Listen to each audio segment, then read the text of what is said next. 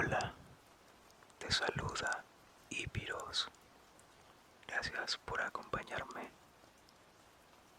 En esta ocasión vengo a contarte uno de los casos sin resolver más conocidos de la historia criminal. Estoy hablando del caso de Jack el Destripador.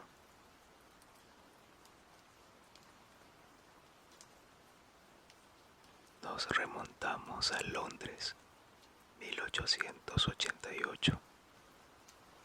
A finales del siglo XIX, la capital británica era considerada una de las ciudades más importantes del planeta. El Imperio Británico dominaba gran parte del mundo. La economía crecía, la revolución industrial avanzaba y para millones de personas, Londres representaba el progreso. Pero lejos de las zonas elegantes y de los grandes edificios, existía otra ciudad completamente distinta, una ciudad oscura, suciedad, pobreza, crimen, alcoholismo, enfermedades. Y en medio de ese escenario apareció un asesino que terminaría convirtiéndose en el criminal más famoso de la historia. Un hombre que atacaba de noche, que elegía víctimas vulnerables y que mutilaba cuerpos con una brutalidad que incluso los policías de la época tuvieron dificultades para describir.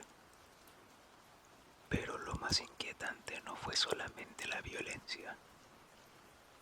Lo más inquietante fue que jamás pudieron atraparlo. Más de 130 años después, la identidad de Jack el Destripador sigue siendo un misterio. Y mientras más se investiga el caso, más perturbadoras se vuelven las preguntas. Porque tal vez el asesino siempre estuvo frente a todos y nadie logró reconocerlo. Vayamos por partes. Whitechapel, el lugar donde todo comenzó. Para entender este caso, primero hay que entender Whitechapel. Estaba ubicado en el East End de Londres. Era una de las zonas más pobres y peligrosas de toda la ciudad.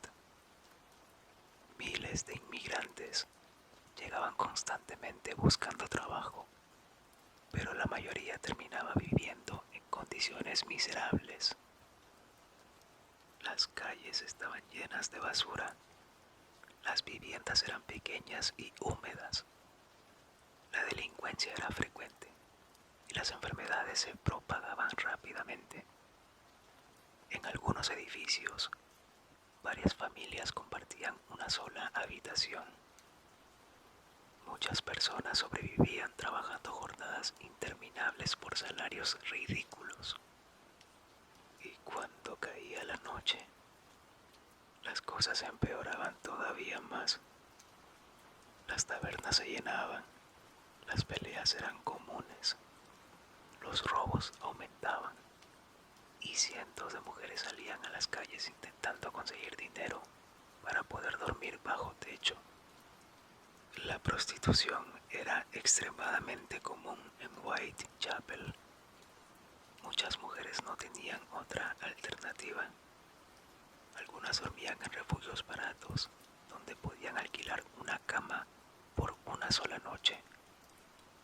Pero si no conseguían dinero antes del amanecer, terminaban durmiendo en la calle. Y eso las convertía en objetivos fáciles. Jack el Destripador entendía perfectamente ese entorno. Sabía que podía moverse entre callejones oscuros. Sabía que muchas víctimas caminarían solas. Y sabía que, en medio del caos de Whitechapel, un asesinato podía pasar desapercibido durante horas. Era el escenario perfecto para un depredador. Cuando inicia el terror en 1888, Whitechapel ya era un lugar violento. La policía estaba acostumbrada a ver peleas, robos y cadáveres. Pero durante ese año comenzó a surgir algo diferente. Varias mujeres aparecieron asesinadas en circunstancias extremadamente brutales. Al principio, las autoridades no estaban seguras de si los casos estaban conectados. Sin embargo, poco a poco empezó a aparecer un patrón. Las víctimas eran mujeres pobres. Muchas ejercían la prostitución y los cuerpos mostraban mutilaciones violentas. La prensa comenzó a hablar de un asesino desconocido y el miedo empezó a extenderse rápidamente por Londres. Las personas evitaban caminar solas durante la madrugada. Algunos ciudadanos comenzaron a organizar patrullas improvisadas y la policía recibió una presión enorme. La ciudad quería respuestas, pero el asesino parecía invisible. El 31 de agosto de ese mismo año, la madrugada estaba fría y húmeda.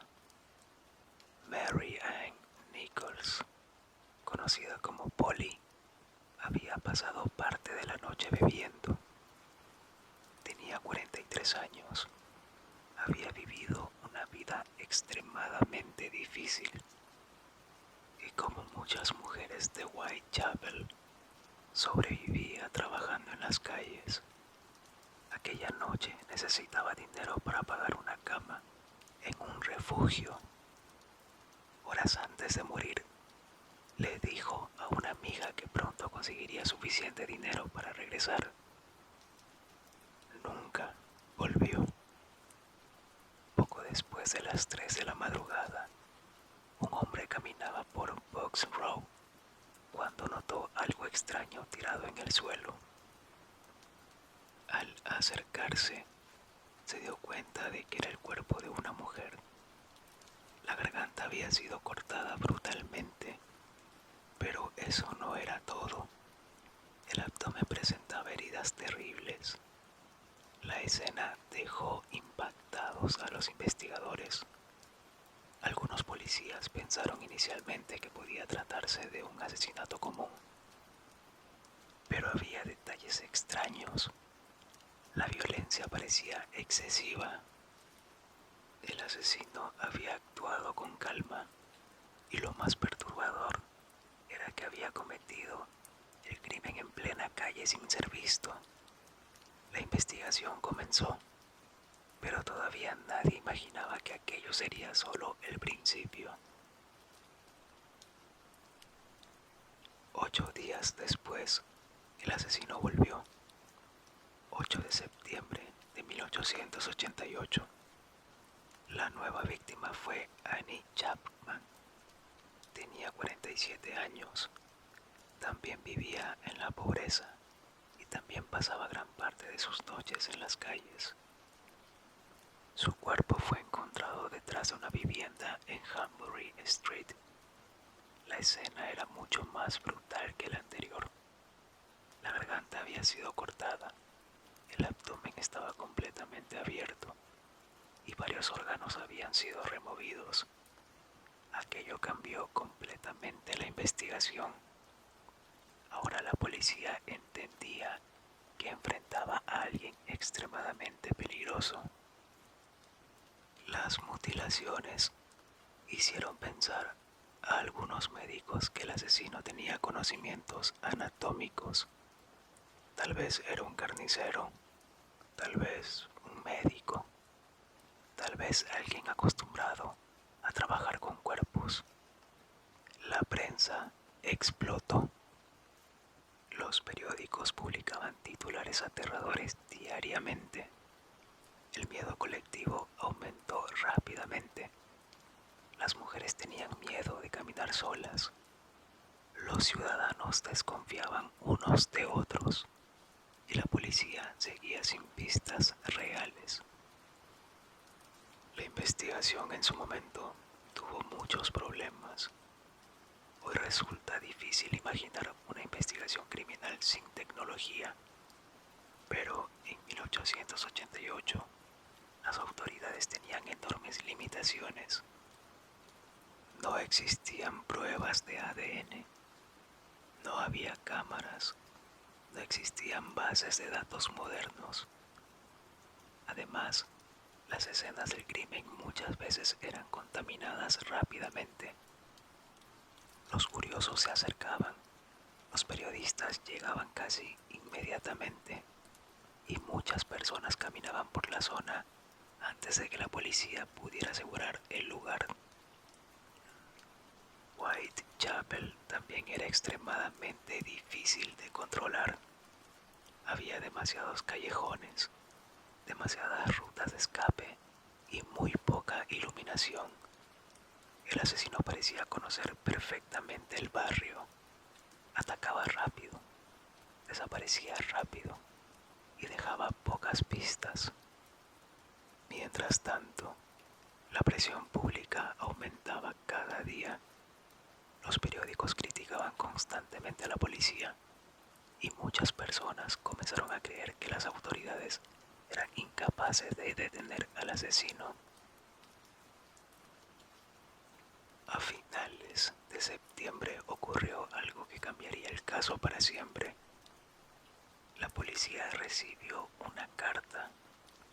El autor se burlaba de los investigadores, decía que disfrutaba mutilando a las víctimas y prometía seguir asesinando. Al final apareció una firma: Jack the Ripper. Hasta hoy no existe certeza de que la carta haya sido escrita realmente por el asesino. Muchos expertos creen que pudo ser obra de periodistas o bromistas, pero eso ya no importaba. El nombre quedó grabado en la historia. Los periódicos comenzaron a utilizarlo constantemente y el asesino dejó de ser un criminal anónimo. Ahora tenía una identidad, una figura oscura, un personaje misterioso, una presencia que parecía caminar entre la niebla de Londres.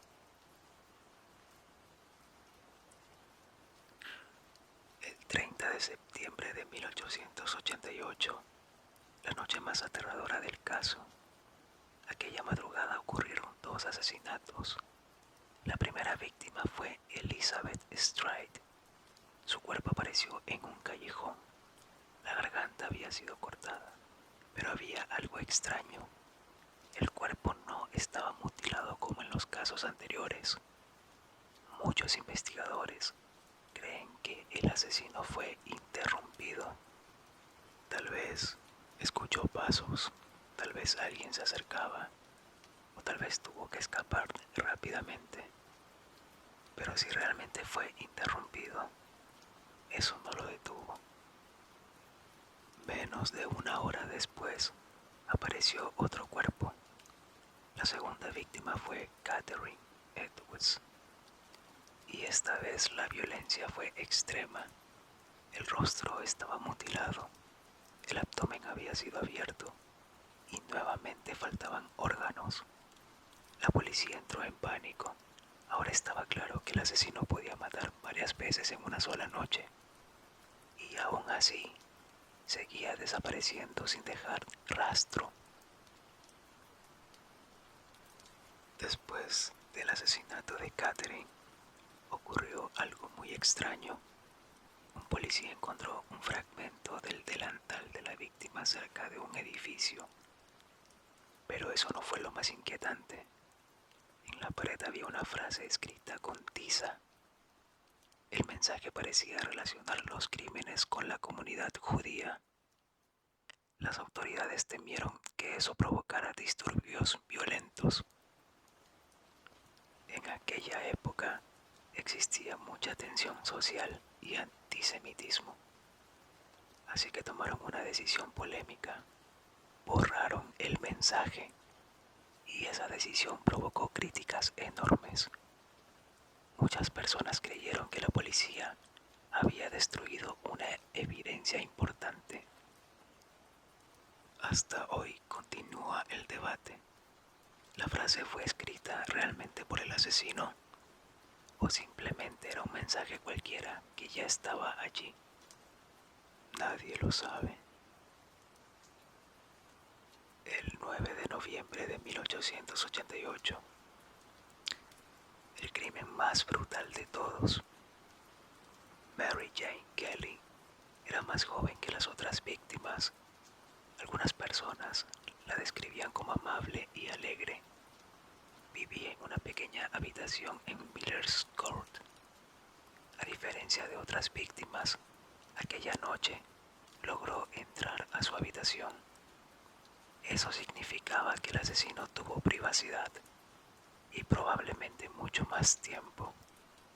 Durante la mañana, un hombre fue enviado a cobrar el alquiler atrasado. Golpeó la puerta. No hubo respuesta. Entonces miró por la ventana y encontró una escena aterradora. El cuerpo de Mary Jane Kelly estaba completamente mutilado. La violencia era tan extrema que incluso policías experimentados quedaron traumatizados. Algunos oficiales afirmaron años después que jamás pudieron olvidar aquella habitación. El asesino parecía haber perdido completamente el control. Muchos investigadores consideran que este crimen mostró su verdadera naturaleza psicológica. No parecía alguien que simplemente quisiera matar. Parecía alguien consumido por una obsesión enfermiza. Y después de aquel asesinato, los crímenes prácticamente desaparecieron. Eso abre una pregunta inquietante. ¿Por qué se detuvo? ¿Murió? ¿Fue arrestado por otro delito? ¿Abandonó Londres? ¿O simplemente decidió parar?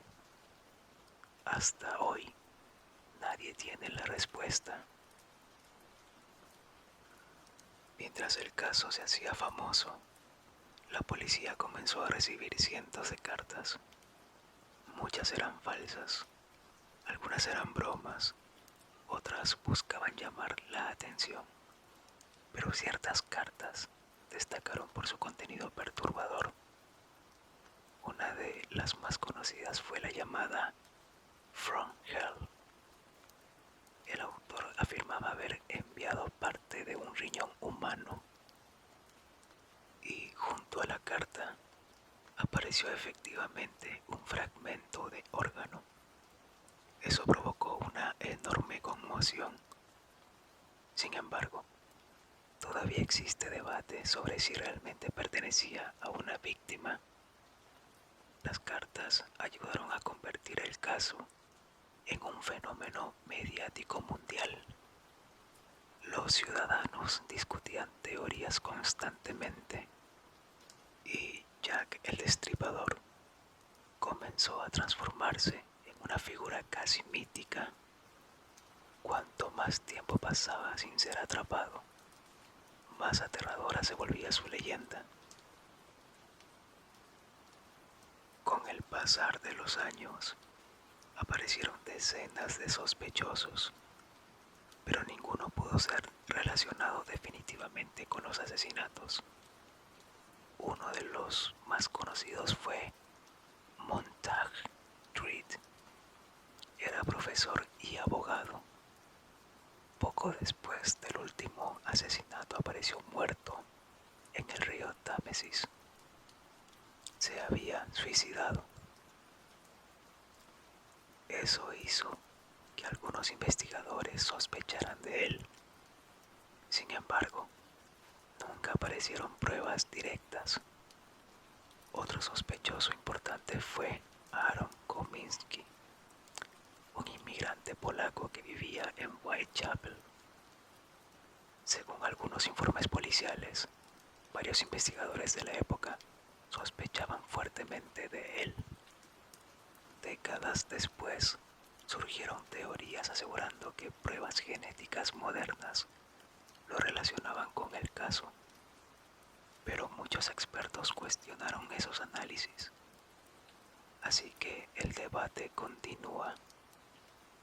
También existieron teorías relacionadas con médicos, carniceros e incluso miembros de la familia real británica. La teoría de la realeza se volvió especialmente popular gracias a libros y películas. Según esa versión, los asesinatos habrían estado conectados con un supuesto encubrimiento, aunque la mayoría de historiadores considera improbable esa teoría. El misterio del caso permitió que las conspiraciones crecieran durante décadas.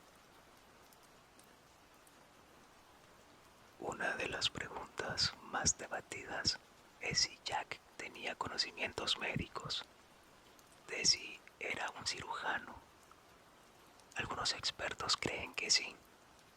Las mutilaciones parecían precisas y el asesino removía órganos rápidamente y muchas veces actuaba en condiciones extremadamente difíciles. Pero otros investigadores no están de acuerdo. Afirman que las heridas eran demasiado caóticas y que cualquier carnicero o matarife podría haber provocado daños similares. Este debate continúa vivo incluso hoy, porque si realmente tenía formación médica, la lista de sospechosos se reduce muchísimo. Pero si no la tenía, el asesino pudo haber sido prácticamente cualquiera, y eso vuelve el caso todavía más inquietante. El perfil psicológico de Jack. Aunque jamás fue identificado, muchos criminólogos intentaron construir un perfil psicológico del asesino. La mayoría coincide en ciertos puntos. Probablemente era un hombre. Conocía Whitechapel perfectamente. Sabía moverse rápidamente durante la madrugada y probablemente tenía experiencia manejando cuchillos. También existe la posibilidad de que llevara una vida aparentemente normal. Eso es algo perturbador, porque muchos asesinos seriales logran ocultarse detrás de una apariencia común. Tal vez Jack trabajaba diariamente como cualquier otra persona. Tal vez caminaba entre la multitud sin levantar sospechas. Tal vez incluso habló con policías o periodistas mientras toda la ciudad intentaba atraparlo. Otra posibilidad inquietante es que disfrutara psicológicamente del miedo público. Las cartas, la atención mediática, la violencia creciente. Todo parece indicar que el asesino quería provocar terror, no solamente matar. Quería dominar psicológicamente a toda una ciudad y lo logró. Claramente, Jack el Destripador no fue el primer asesino serial de la historia, pero sí fue el primero en convertirse en un fenómeno mediático global. Los periódicos cubrían cada detalle, las personas discutían teorías constantemente y la figura del asesino comenzó a ocupar la imaginación colectiva. Muchos expertos consideran que este caso cambió para siempre la forma en que el mundo percibe el crimen. El asesino misterioso, el criminal que juega con la policía, la obsesión pública. Todo eso explotó por primera vez con Jack el Destripador. Incluso hoy siguen apareciendo documentales, libros y teorías nuevas, porque el caso nunca tuvo un cierre. Y cuando un misterio no tiene respuesta, la imaginación llena los espacios vacíos.